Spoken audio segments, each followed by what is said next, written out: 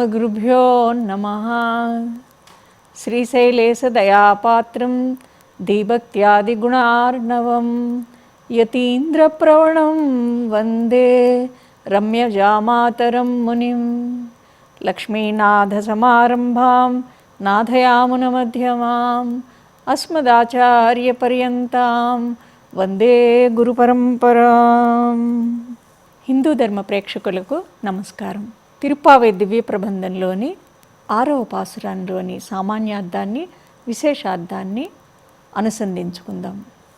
పుళ్ళుం సిలుమ్మినగాన్ పుళ్ళరైయిన్ కోయిలిల్ வெள்ளை விழிசங்கன் பேரரவம் கேட்டிலையோ பிள்ளாய் எழுந்திராய் பேய்முலை நஞ்சுண்டு கள்ளச்சகடம் கலக்களியக்காலோச்சி வெள்ளத்தரவில் துயிலமர்ந்த வித்தினை உள்ளத்து கொண்டு முனிவர்களும் யோகிகளும் மெல்ல எழுந்து அரியன்ற பேரரவம் உள்ளும் புகுந்து குளர்ந்து ஏலோரெம்பாவாய். புள்ளும் சிலம்பினகான் புள்ளரையின் கோயிலில் வெள்ளை விழிசெங்கன் பேரரவும் கேட்டிலையோ பிள்ளாய் எழுந்திராய் பேய்முலை நஞ்சுண்டு கள்ளச்சகடம் கலக்களிய காலோச்சி வெள்ளத்தரவில் துயிலமர்ந்த வித்தினை உள்ளத்து கொண்டு முனிவர்களும் யோகிகளும் மெல்ல எழுந்து அரியன்ற பேரரவம் உள்ளம் புகுந்து కుళరందు ఏలో రెంబావాయ్. తిరుప్పావై దివ్య ప్రబంధంలోని ఈ 6వ పాసురంలో ఆండాళ్ళమ్మవారు ఎంతో కష్టమైనటువంటి వేదార్థ సారాన్ని, ఉపనిషత్ సారాన్ని, బ్రహ్మసూత్రాల సారాన్ని సులభమైన రీతిలో సామాన్యులమైన మన అందరికీ కూడా అర్థమయ్యే విధంగా మనకు అందించారు. సామాన్యార్థాన్ని ముందుగా పరికిద్దాం. పుళ్ళుం సిలుంబినగాన్ పుళ్ళరైయిన్ కోయిలిల్. పక్షులు కూడా కూస్తున్నాయి కదా, నువ్వు నిద్ర లేవలేదా అని ఈ గోపికలందరూ కూడా ఆండాళ్ళ నాయక ముందు భాగంలో వారందరినీ తీసుకొని వెళ్తూ ఉండగా ఆ గోష్ఠిలో ఒక గోపిక తన భవనం నుండి బయటికి రావట్లేదు. అందుకని చెప్పి వీరందరూ కూడా ఆ గోపికను నిద్రలేపే క్రమంలో ఈ విధంగా పక్షులు కూడా కూస్తున్నాయి, నువ్వు ఇంకా నిద్ర లేవలేదా, మనం కృష్ణుడిని పొందడం కోసం ధనుర్మాస వ్రతాన్ని ఆచరిస్తున్నాం కదా, మనం వెళ్ళాలి కదా అని చెప్తున్నారు. ఇది సామాన్యార్థం. ఇంకా విశేషార్థానికి వస్తే పక్షుల్ని జ్ఞానులతో పోలుస్తారు. ఈ జ్ఞానులకి భగవద్గుణ వైభవం ఉంటుంది. భగవంతుని దర్శించుకుని వారు దాన్ని లోకానికి అందించే ఆచరణను కూడా కలిగి ఉంటారు. అందుకనే వారు సత్వగుణం సమృద్ధిగా కలిగినటువంటి వేకువజామున నిద్ర లేచి వారి దైనందిన కార్యక్రమాలు సామాన్య పరిభాషలో నిత్యకృత్యాలని వారు మానకుండా ఆచరిస్తున్నప్పటికీ వారి మనసు సంపూర్తిగా భగవద్ విభూతితో నిండి ఉంటుంది.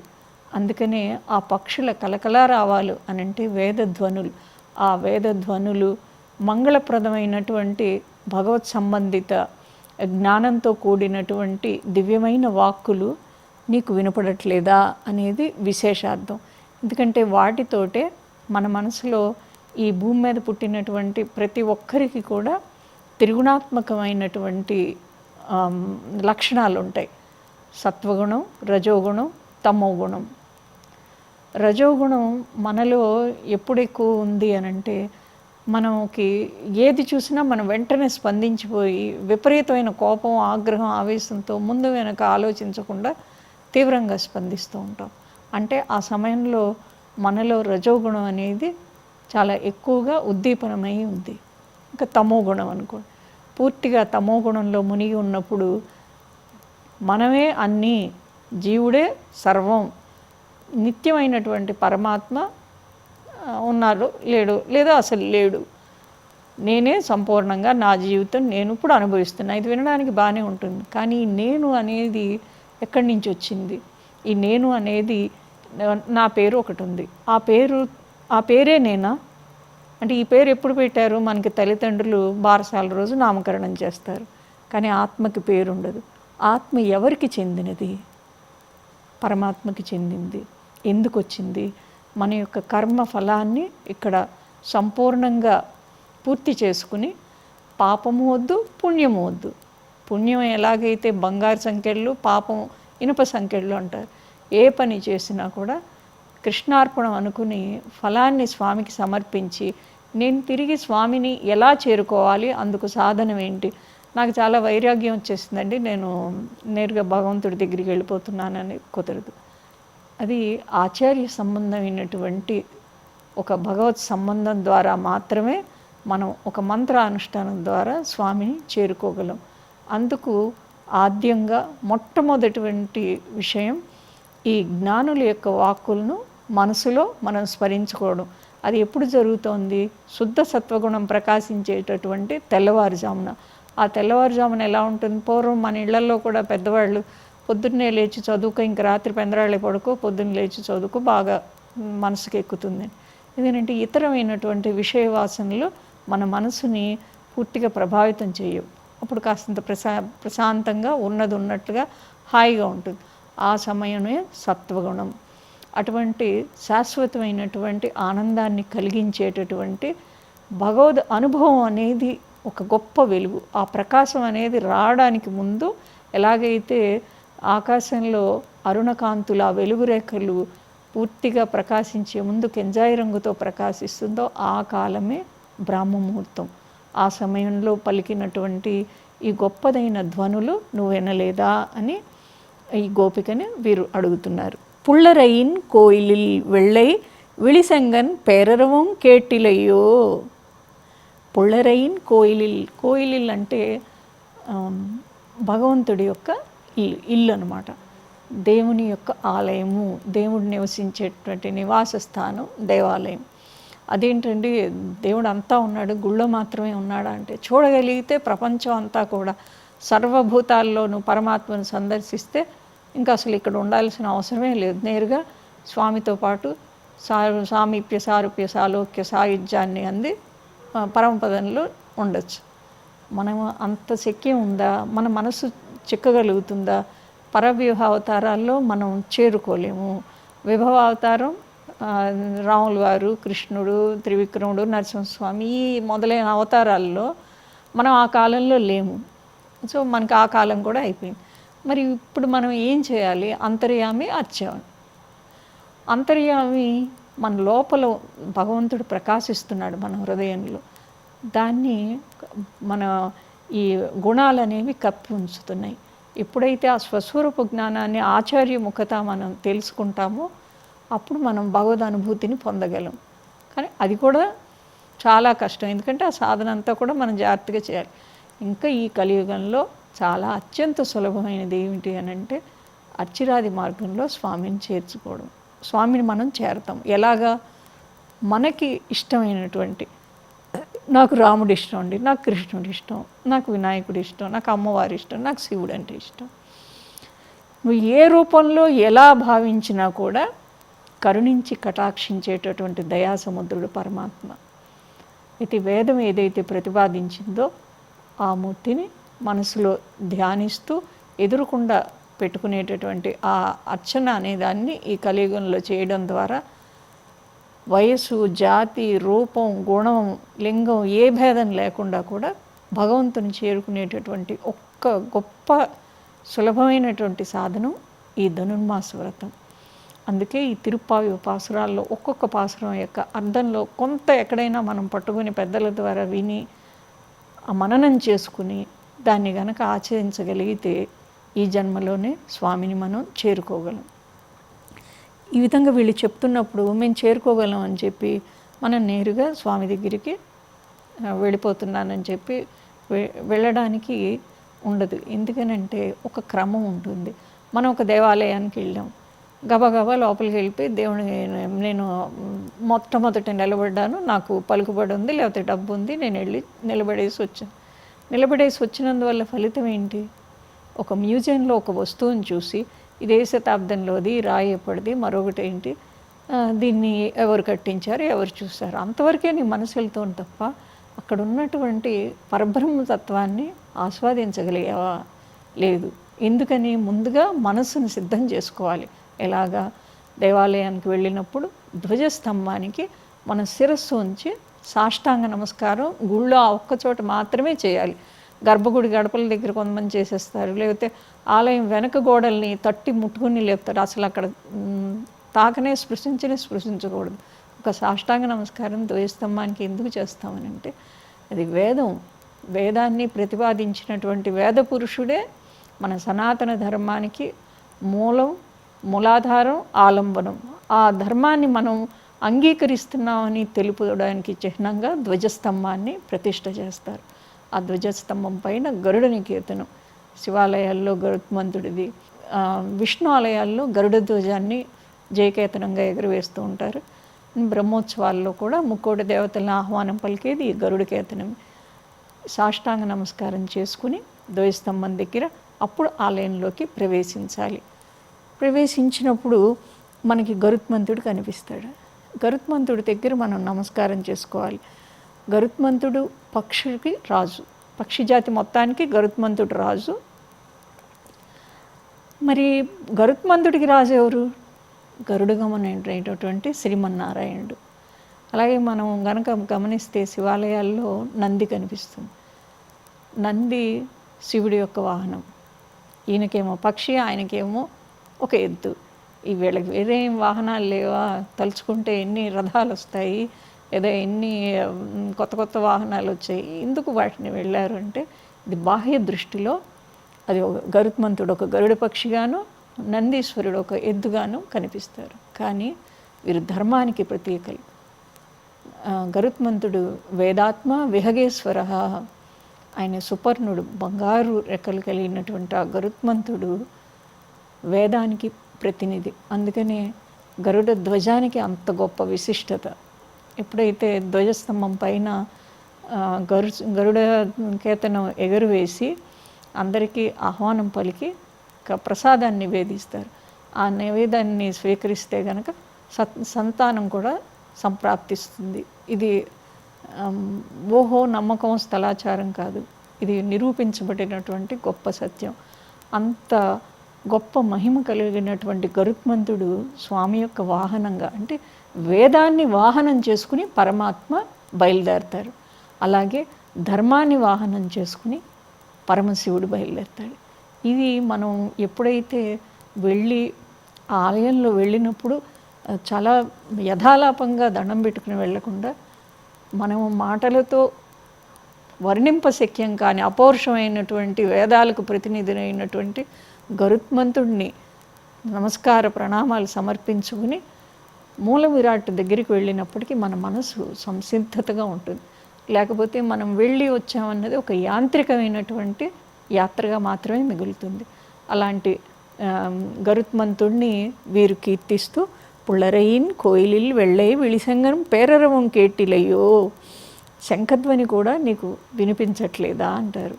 శంఖం ప్రణవం ఓంకారం అనేది మనం ధ్యానంలో యోగ సాధకులు ప్రణవం ద్వారా స్వామిని ఉపాసిస్తారు. ఓం అనేది అకార ఉకార మకారాల సంయోగం. అకారమైనటువంటి పరమాత్మని జీవాత్మ, ఉకారం అనేటటువంటి జీవాత్మ చేరుకునేందుకు పురుషకారమైనటువంటి మకారం, పురుషకారం అంటే పురుషుడు అనుకోవద్దు, ఈ ఇద్దరిని కూడా చేర్చేటటువంటి స్వామి సన్నిధికి జీవాత్మను అనుసంధింపజేసేటటువంటి ఆచార్యుడు ఆ మకారం.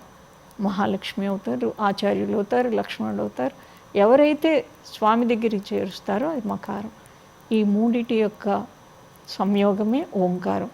ఆ ఓంకారం శంఖం ద్వారా అద్భుతమైన ఆ శబ్దనాదం అనేది మన మానవ మస్తిష్కంలో ఉన్నటువంటి అనవసరమైన ఆలోచనలు, సంశయాలు, వాటికి అంతు పొంతు ఉండదు. క్షణకాలంలో వేగంగా ఎక్కడెక్కడికో వెళ్ళిపోతుంది. వాటన్నిటినీ కూడా పూర్తిగా అడ్డుకట్టి భగవంతుడి వైపుకి మన మనసును ఏకీకృతం చేయగలిగేటటువంటి శక్తి ఈ నాదానికి ఉంది. అది వేదనాదం అయినటువంటి శంఖనాదంలోకి ఉంది. ఆ శంఖనాదాన్ని ప్రస్తుతిస్తూ వీళ్ళు గోపికను పిలుస్తున్నారు. పిళ్ళాయ్ ఎళిందిరాయ్ ఓ పిల్ల లే, నువ్వు లెమ్ము.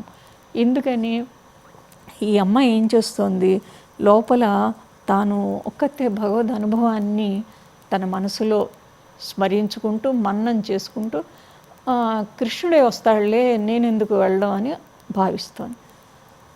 ఒక్కొక్క గోపికలోని ఒక్కొక్క విశేషార్థాన్ని అమ్మవారు తెలియచేస్తున్నారు. ఎలాగైతే మునులు యోగులు కూడా వారు ఉదయాన్నే లేచి హరి హరి హరి అని హరి శబ్దంతో వారి యొక్క రోజును ప్రారంభిస్తారు.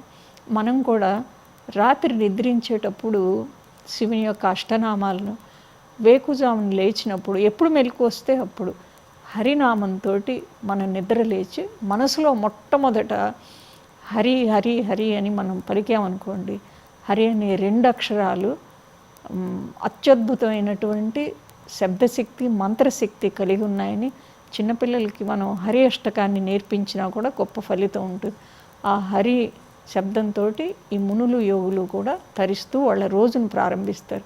మన రోజుని నిద్ర లేస్తూనే పక్కన ఉన్నటువంటి సెల్ ఫోన్ తీసి చూడడం మొదలు పెడతాం. అక్కడతో మన కాలం అనేది ఏ విధంగా నిరుపయోగం అయిపోతూ ఉంటుంది.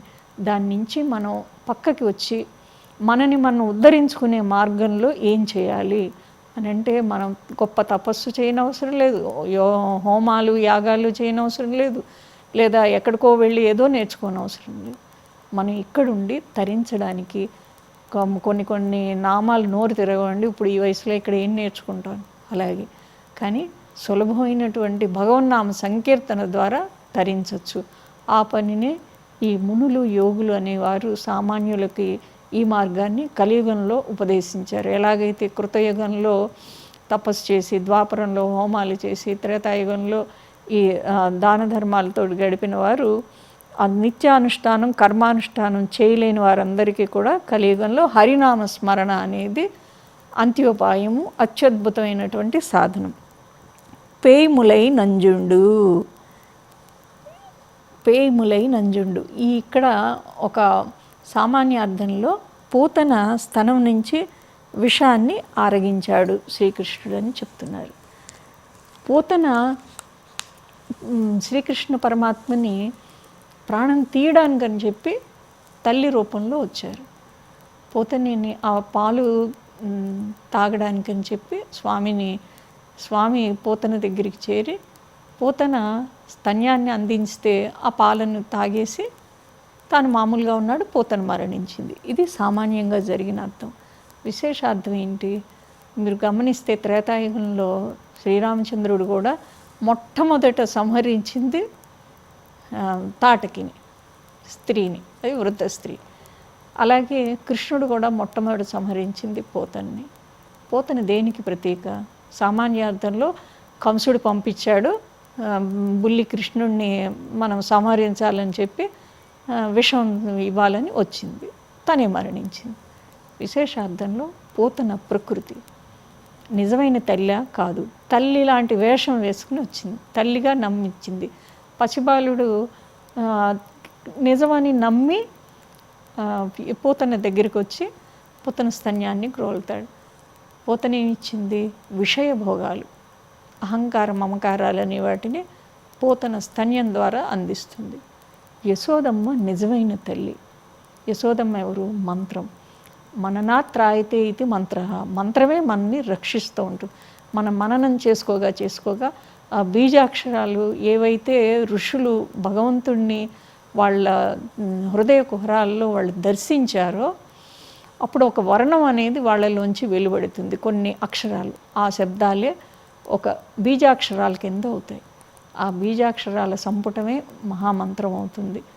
అష్టాక్షరి కానీ ద్వాదశాక్షరి కానీ, ఓం నమో భగవతే వాసుదేవాయ అనే ద్వాదశాక్షరి కానీ నిరంతరం మననం చేయడం ద్వారా ఈ సంసార సాగరాన్ని, ఈ జనన మరణం అనేటువంటి చక్రాన్ని విచ్ఛేదనం చేయగలం. అలాగే పూతనిచ్చేటటువంటి స్తన్యంలోని విషాన్ని స్వామి ఆరగించి మామూలుగా ఉన్నారు. ఎందుకున్నాడు? ఈ సమస్త సకల చరాచర సృష్టి ఆయనే సృష్టించాడు. ఆయన సృష్టిలో విషయం ఆయనకి తెలియదా? అదికాక పోతనకి ఆయన అమృతత్వాన్ని ఇచ్చారు. ఎవరైతే తనకి మహాభక్తులకి ఏ విధంగా మోక్షాన్ని ప్రసాదిస్తారో ఆ విధంగా పోతనకు కూడా ఇచ్చారు. ఎందుకు ఇచ్చారు అంటే, పోతన ఏం చేసింది, తల్లిలా నటించి కృష్ణుడి చేరింది. నటించినా కూడా తనకేదో ఇవ్వాలనే కదా వచ్చింది.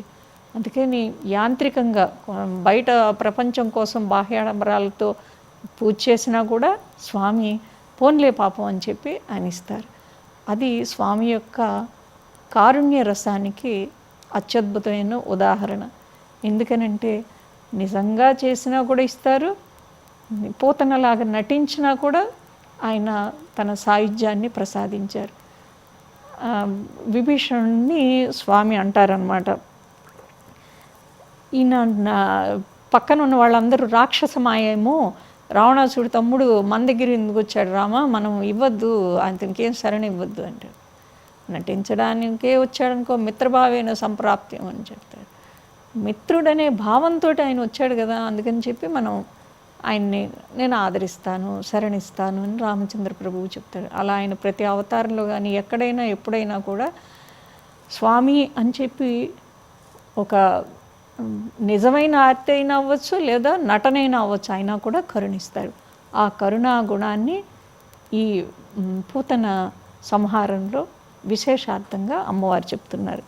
అయితే వెళ్ళత్తరవిల్ తూయిలమరంద విత్తినై, క్షీరసాగరంలో శేషశయ్యపై నిద్రిస్తున్న కారణభూతుడైన స్వామిని వీరు కీర్తిస్తున్నారు గోపికలు.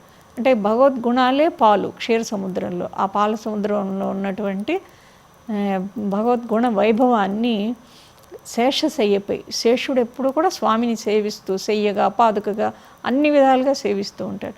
ఆ స్వామి యొక్క దివ్య పాదార విందాల్ని వీరు కీర్తిస్తూ ఉన్నారు. ఉళ్ళెత్తుకొండు అంటే హృదయంలో పెట్టుకున్నటువంటి యోగులు మునులు. లీలాసుకుడు అంటాడనమాట, ఉపనిషత్ అర్థం కోసం తపస్సులు పరితపిస్తూ ఉంటే, ఇక్కడ కాదు మీరు రేపల్లి వెళ్ళండి, అక్కడ రోటికి కట్టబడి ఆయన యశోదమ్మ ఇంటి ప్రాంగణంలో తిరుగుతున్నాడు, అక్కడ ఉందయ్యా ఉపనిషత్ సారము, అక్కడికి వెళ్ళమని చెప్తారు. అలాంటి సౌలభ్య పరిపూర్ణమైనటువంటి స్వామి యొక్క గొప్ప గుణాలు కనిపించేందుకు మునివరహళం యోగిగళం మెళ్ళ వెళిందు, యోగులు మునులు కూడా మెల్లగా చేరుతున్నారు. ఎందుకని మెల్లగా చేరుతున్నారు, ఎలాగైతే ఒక పూర్ణ గర్భిణి ప్రతి అడుగు కూడా జాగ్రత్తగా వేస్తుందో, వీరు కూడా వాళ్ళ హృదయ కుహరాల్లో ఉన్నటువంటి ఆ పుండరీకాల్లో నివసించేటటువంటి లక్ష్మీ సమేతుడైనటువంటి శ్రీమన్నారాయణ్ణి వాళ్ళు ఎంతో భద్రంగా పవిత్రంగా భావిస్తారు. ప్రహ్లాదుణ్ణి తన తండ్రి అయిన రాక్షసరాజు పర్వతంపై నుంచి తోసేస్తున్నప్పుడు అప్పుడు కూడా తన హృదయంలో ఆ గుండెల్లో లోపల ఉన్నటువంటి విష్ణువుకి ఏమి జరుగుతుందో అని ఆయన జాగ్రత్తగా తన హృదయాన్ని పట్టుకుని వచ్చాట. అది అంత గొప్ప భక్తి ఆ పసివాడిలో. అంత భక్తి స్థాయికి మనం చేరుకోవడానికి ఎంతో ప్రయత్నం చేయాలి అని అంటే గురుముఖత తప్ప మనకి సాధ్యం కాదు. అది మహాపురుషుల యొక్క దివ్య వచనాలని మనం శ్రవణం చేస్తూ మననం చేస్తూ పదే పదే పదే వాటిని స్మరిస్తూ ఆచరించడం ద్వారా మాత్రమే సాధ్యమవుతుందని ఈ పాసురంలో అమ్మవారు తెలుపుతున్నారు. అరియంద్ర పేరరవం ఉళ్ళంబుహళిందు కుళరిందేలో రెంపావాయ్. మా మనసుల్లో కృష్ణ విరహంతో ఈ హృదయ క్షేత్రాలన్నీ కూడా బీటలు వారిపోయినాయి.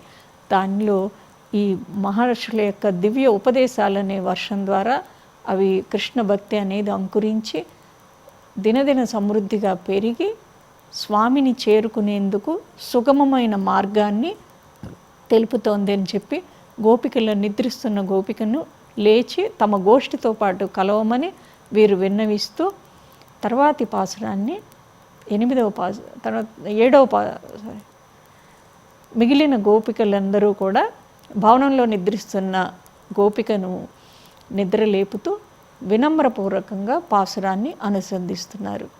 తర్వాతి పాసురాన్ని అంతరార్థాన్ని అనుసంధించుకుందాం.